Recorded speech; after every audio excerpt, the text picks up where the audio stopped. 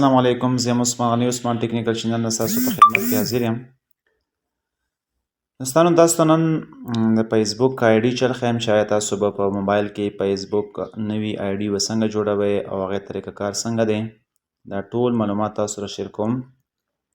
تر دې نه مخکې که تاسو زموږ چینل نه سبسکرایب کړی، تاسو زموږ چینل سبسکرایب کړئ او بیل آیکن باندې کلیک وکړئ چې همدغه شان نورې ویډیوګانې تاسو ته راځي. د ټول نه مخکې به تاسو فیسبوک چې دی کله تاسو اکاونټ جوړوئ نو تاسو په مختلفو طریقو باندې جوړولی شئ. تاسو ګوګل کروم ته لاړ شئ، ګوګل کروم کې تاسو ورکئ facebook.com ورکئ، هغې په ذریعه باندې تاسو راشئ لاګین. همدغه شانې تاسو فیسبوک هم ډاونلوډ کولی شئ. تاسو خپل موبایل کې فیسبوک ډاونلوډ کئ. نو چې کله تاسو فیسبوک ډاونلوډ کئ تاسو به دا اوپن کئ. دا به تاسو سره اوپن شي.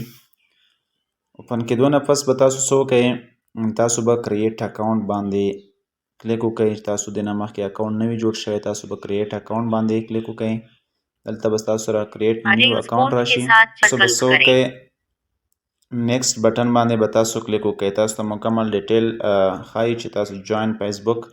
دلته به تاسو نیکسټ بټن باندې کلیک وکئ. نیکسټ بټن کې تاسو دلته ښایي چې ستاسو نوم پوره څه دی.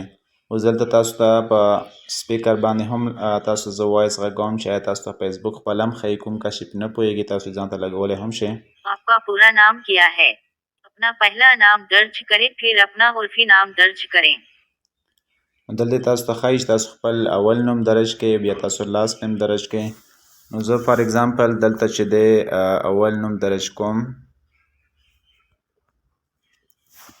بیا لاست ورکړو، دلته مې لاست نیم ورکړو او په نیکسټ بټن باندې به څه وکئ، کلیک به کئ.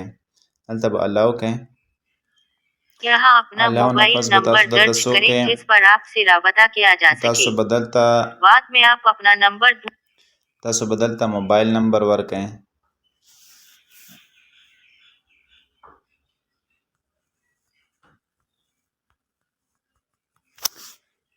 بیا به تاسو کې نیکسټ باندې به کلیک وکئ. تاسو وایي چې تاریخ پیدایش درج کئ. تاسو تاریخ پیدایش څه شی دی، دلته نه به تاسو تاریخ پیدایش چینج کولی شئ. همدغه شانې تاسو منت هم چینج کولی شئ. همدغه شان تاسو ډیم چینج کولی شئ. نیکسټ بټن باندې به کلیک وکئ. دلته تاسو ته وایي چې جینډر انتخاب وکئ. جینډر انتخاب به دغه ځای نه تاسو وکئ. دلته انتخاب وشو. تاسو ته اوس وایي چې تاسو خپل څه وکئ، خپل پاسورډ ورکئ. خپل پاسورډ تاسو کوم پاسورډ تاسو سلیکټ کوئ هغه پاسورډ تاسو سلیکټ کولی شئ और next button बांधे बस ओके क्लिक बोके फेसबुक अकाउंट के लिए साइन अप करने को मुकम्मल. اوس دلته تاسو ته وایي چې ساین اپ شئ. مطلب فیسبوک اکاونټ تاسو په الحال چې دا جوړ شو، نو اوس به دلته ساین اپ بټن باندې به کلیک وکئ. اوس دلته سیو لاګین انفو تاسو ته وایي چې دا تاسو سیو کوئ ځان سره. دلته اوکې بټن باندې به کلیک وکئ. دا به تاسو سره سیو شي. تاسو ته وایي چې آیا دا تاسو کوم جیمیل اکاونټ سره اډ کوئ یا نه اډ کوئ. زه وایم چې نه اډ کوم اکاونټ زه نه اډ کوم. کوم کوډ راشي هغه موبایل ته به تاسو کوډ ورکئ. کوډ نه پس به تاسو دغه تاسو سره اوس فیسبوک آی ډي جوړه شوله.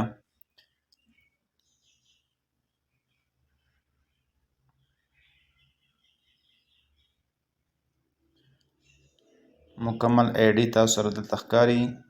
فیسبوک آی ډي جوړه شوه، لیکن تاسو به دلته څه وکئ، دلته به تاسو ته وایي چې اډ فوټو. تاسو به خپل پروفایل فوټو چې دی تاسو دغه ځای نه اډ کئ. تاسو کوم تصویر په دې باندې سیټ کول غواړئ هغه به دلته نه سیټ کئ.